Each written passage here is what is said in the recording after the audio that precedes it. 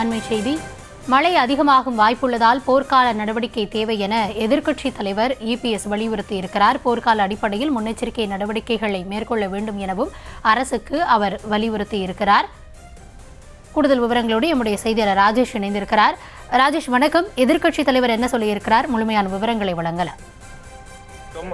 அதிமுக பொதுச் செயலாளரும் எதிர்க்கட்சி தலைவருமான இபிஎஸ் அறிக்கை ஒன்றை வெளியிட்டிருக்கிறார்.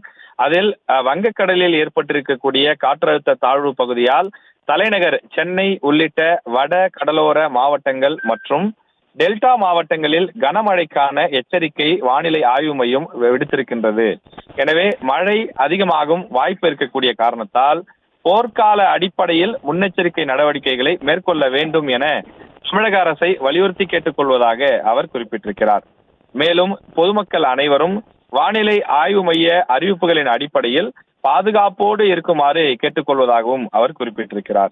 பொதுமக்களுக்கு தேவையான உதவிகளை மேற்கொள்ள அதிமுக நிர்வாகிகள் தொடர்ந்து தயார் நிலையில் இருக்க வேண்டும் எனவும் அறிவுறுத்துவதாக இபிஎஸ் தன்னுடைய பதிவிலே வெளியிட்டிருக்கின்றார்.